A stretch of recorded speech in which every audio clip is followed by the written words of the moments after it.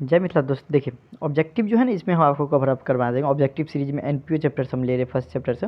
इसमें आपको क्या फ़ायदा होगा पाला कि आपको जो है ना, जितना भी ऑब्जेक्टिव रहेगा, मान लीजिए मॉडल पेपर आप खरीदे हो या नहीं खरीदे हो, ज़्यादा जो है मॉडल पेपर से भी नहीं पढ़िएगा, उसमें गलती रहता है बहुत।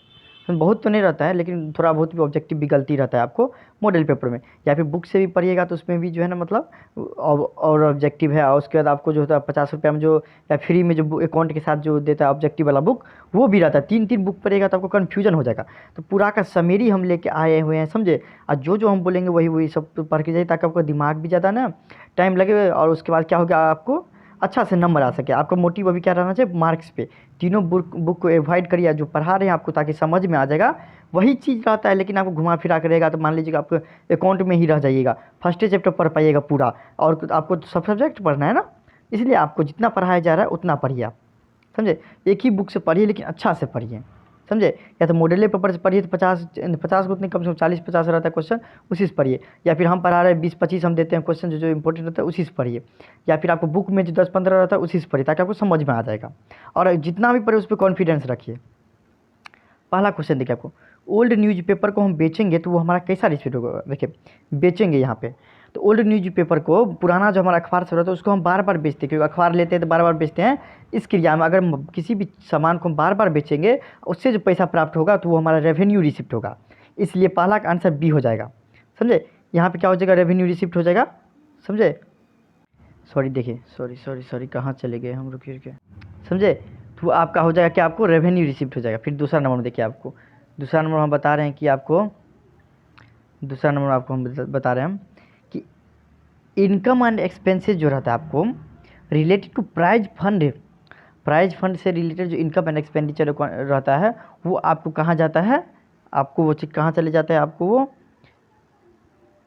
Liability side. आपको देखिए, जब भी आपको प्राइज फंड आएगा, फंड जब भी आएगा तो फंड होता है आपको लाइबिलिटी होता है, फंड लाइबिलिटी होता है। बोलिएगा क्यों, क्यों लाइबिलिटी क्यों होता है भाई, कुछ ना कुछ तो कारण होगा ना। क्योंकि वो हमको बार बार नहीं मिलता है, समझे। इसलिए प्राइज फंड जो हमको मिलते रहता है तो वो बार बार नहीं मिलते रहता है, वो हमारे लिए क्या रहता है, आपको एक ही बार मिलते रहता है, कैपिटल रहता है, नेचर का रहता है। इसलिए हम उसको जो है लाइबिलिटी साइड में देते हैं, कैपिटल नेचर का जो रहता है बैलेंस शीट में, उसको हम लाइबिलिटी साइड में देते हैं। इसलिए आंसर हो जाएगा दूसरा का सी, समझे। देख लीजिए आप, आपको लाइफ मेंबरशिप फ़ी जो है आपको, लाइफ मेंबरशिप जो फ़ी रहता है आपको, नाम से भी पता चलता है कि क्या ज़िंदगी में एक बार मिलने वाला, एक बार मिलने वाला कौन रहता है, कैपिटल रहता है। अब बार बार मिलने वाले को रेवेन्यू बोलते हैं। इसलिए तीसरा का आंसर हो जाएगा ए, समझे। तीसरा का आंसर हो जाएगा ए, क्यों, क्योंकि वो लाइफ में एक बार मिलेगा, एक बार मिलता है तो उसको हम कैपिटल रिसिप्ट बोलते हैं। और वही जो बार बार मिलते हैं, मान लीजिए कि हम पेन का बिजनेस करते हैं, अब पेन तो हम बार बार बेचेंगे ना, तो पेन जो बार बार बेचेंगे तो उसको वो हो जाएगा हमारा रेवेन्यू रिसिप्ट, पैसा जिससे आएगा पेन बेचने से। अब वही जो मशीन जो लगाएंगे पेन लगाने वाला, तो एक बार लगाएंगे तो वो हमारा हो जाएगा कौन सा एक्सपेंस हो जाएगा, कैपिटल। देख लीजिए लेगेसी, लेगेसी आपको क्या कहा जाता है, आपको legacy should be treated as liability capital receipt. देख लीजिए आपको लेगेसी क्या होता है वो हम आपको बता रहे हैं कि लेगेसी जो मरने के बाद जो व्यक्ति अपना ज़मीन दे देता है, तो बार बार नहीं देगा। एक आदमी मर जाता है तो एक ही बार देगा, तो एक बार जो हमको प्राप्त होगा उसको हम कैपिटल रिसिप्ट बोलेंगे। इसलिए 4 का आंसर सी हो जाएगा। 5 में देखिए, payment of honorarium to secretary स्ट्रीटेड, ऑनोरेरियम का जो पेमेंट करते हैं वो हमारा क्या हो जाएगा, रेवेन्यू एक्सपेंडिचर। बोलिएगा क्यों, ऑनोरेरियम मतलब समझ लीजिए आपको।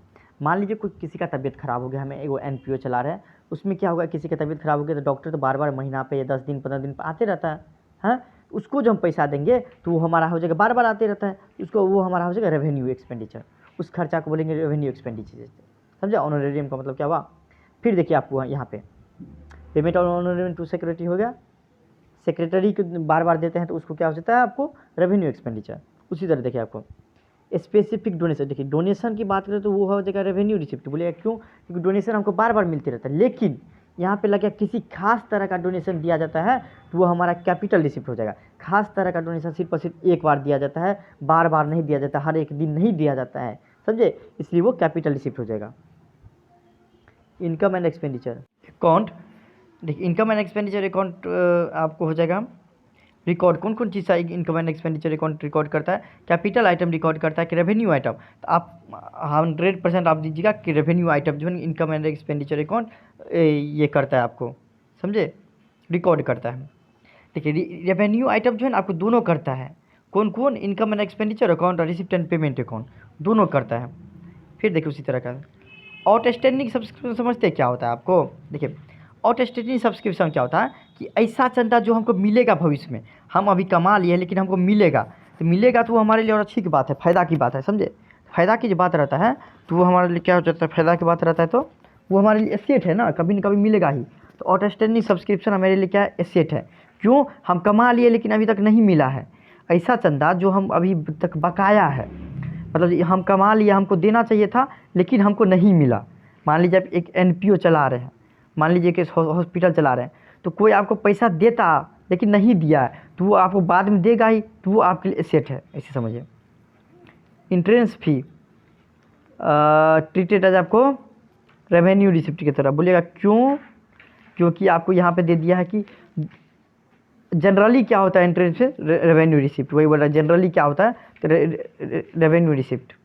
लाइफ मेंबरशिप रिसिप्ट बाय कर लेंगे, लाइफ मेंबरशिप जो है ज़िंदगी में एक के बार मिलता है, तो कैपिटल रिसिप्ट बी, आराम से आपको दे दीजिएगा बी। कितना नंबर आपको? 10 नंबर अभी हम बताए हैं। फिर देखिए 11 नंबर पर और रिसिप्ट ऑफ कैपिटल नेचर आज सोर इन है, देखिए लीजिए आपको बैलेंस शीट दे दीजिएगा, आंख बंद करिएगा बैलेंस शीट दे दीजिएगा। बोलिएगा क्यों? क्योंकि कैपिटल नेचर का ना, कैपिटल नेचर का क्या होता है आपको बैलेंस शीट में ही दिया जाता है हर एक चीज़ का, समझे? कैपिटल नेचर का बैलेंस शीट में ही दिया जाता है। उसी तरह देखिए आपको 12 नंबर, देखिए क्या कन्फ्यूजन हो रहा है तो आपको समझ में आ जाएगा। 12 नंबर भी देखिए आपको क्या है, all item of revenue in nature, capital nature सा revenue in nature are shown and income and expenditure account. 12 का ए हो गया आपको। देख लीजिए रेवेन्यू का जितना भी रहता है वो आपको इनकम एंड एक्सपेंडिचर अकाउंट में दे दिया जाता है, समझे? इनकम एंड एक्सपेंडिचर अकाउंट, और जो बचता है आपको रिसिप्ट एंड पेमेंट अकाउंट से जो भी बचता है वो आपको इनकम एंड एक्सपेंडिचर अकाउंट में दे दिया जाता है। यहाँ पर रिसिप्ट एंड पेमेंट अकाउंट का नहीं है, लेकिन इनकम एंड एक्सपेंडिचर अकाउंट दिया है, तो आपको 12 का ए हो जाएगा, समझे? आपको हो गया 12 number. 13 number, which of the following is not of profit organization. हमको स्पीड में खींचना पड़ेगा। कौन सा नहीं है जिसका मोटिव कमाना नहीं है, तो डी हो जाएगा, डी का मोटिव कमाना है। The excess of assets over liabilities, ये सब तो आपको समझ में आता होगा, कैपिटल फंड हो जाएगा इसमें। Subscription receive in advance by, देखिए आपको हम ये समझाते हैं कि एडवांस में हमको जो है पैसा मिल गया, ये हमारे लिए टेंशन की बात है। कोई आपको एडवांस पैसा दे देगा तो वो टेंशन हो जाएगा आपका, और उसके लिए जो है ना मतलब खुशखबरी रहेगा, कोई दिक्कत हम दे दिए हैं, तो वो आपको टेंशन का बात हो जाएगा। तो वो हमारा क्या हो जाएगा, टेंशन को हम क्या बोलते हैं इंग्लिश में, आपको लाइबिलिटी बोलिए आप, तो लाइबिलिटी साइड में चल जाएगा। 16 नंबर देखिए, विच of the following is note an income, कौन नहीं है इसमें से इनकम? आपको फंड वाला जो है इनकम नहीं होता है, कभी भी फंड से पैसा इनकम नहीं होता है, वो लाइबिलिटी हो जाता है। इसलिए income and expenditure account includes, income and expenditure account में क्या क्या इंक्लूड रहता है आपको वो देख लीजिए। आपको रेवेन्यू आइटम रहता है, आपको 17 का एज दे दीजिए आप। फिर देखिए आपको 17 नंबर चले गया, आपको हम 18 नंबर से बताते हैं। देखिए most transaction in non trading concern is, cash में होता है आपको द मेन ऑब्जेक्ट ऑफ, देखिए आप जो एनपीओ बनाते हैं, मान लीजिए एक वृद्धाश्रम रहता है, उसका मकसद क्या रहता है, सोसाइटी का भला करना, तो बी हो जाएगा। Subscription received by organization is, subscription जो किसी ऑर्गेनाइजेशन के द्वारा मिलता है वो आपको क्या हो जाता है, सब्सक्रिप्शन जो मिलता है आपको, तो आपको वो रेवेन्यू रिसिप्ट हो जाएगा, वो बार बार मिलते रहता है सब्सक्रिप्शन, समझे? बार बार मिलते रहता है। Entrance fee received by club is treated as, entrance fee जो रहता है आपको वो आपको रेवेन्यू रिसिप्ट होता है, बार बार मिलते रहता है कोई भी क्लब का। आप जो चिड़ियाघर जाते हैं उसमें जो इंट्रेंस फी लगता है वो बार बार आप जो जाइएगा तो देना पड़ेगा, तो आपको रेवेन्यू रिसिप्ट हो जाएगा, क्योंकि जो वो ये भी एक एनपीओ है। Receipt and payment account is समेरी of, देखिए रिसिप्ट एंड पेमेंट अकाउंट क्या है, समेरी आपको all revenue and receipt and payment account is समेरी, आपको क्या हो जाएगा, all revenue and capital receipt of payment का समेरी है receipt and payment account. 23 number आपको समझिए क्या है। देखिए 23 नंबर बता रहा है कि इस साल 50,000 रुपये कमाए और लास्ट में, साल के लास्ट में जो है ना 8,000 रुपया और हमको कमाना चाहिए थे लेकिन नहीं मिल पाया, लेकिन शुरू में ही मिल गया था हमको 6,000 रुपया, तो नेट इनकम कितना होगा वो आप बताइए। चलिए हम बताते हैं आपको, समझाते हैं इसका डिटेल में, इसको समझाते हैं। एक क्वेश्चन देखिए, 50,000 रुपया हम जो है ना इस साल कमाए, इस साल का मेरा इनकम है, उसमें भी हमको साल में पता चला 8,000 रुपया तो और मिलना चाहिए हमको, समझे? 8,000 रुपया और मिलना चाहिए, तो मिलेगा कभी ना कभी, तो वो हमारा इनकम है, तो हम जोड़ देंगे। मोटा मोटी बात करें 58,000 रुपये इस साल हम कमाते, जिसमें से साल के शुरू में ही हमको पैसा दिया गया था 6,000 रुपये, कमाए नहीं थे लेकिन 6,000 पहले ही दे दिया था, तो वो हमारे लिए घटा देंगे ना भाई। तो वो हो जाएगा आपको 52,000 एक्चुअल में जो है ना नेट इनकम हुआ सब्सक्रिप्शन से। क्यों?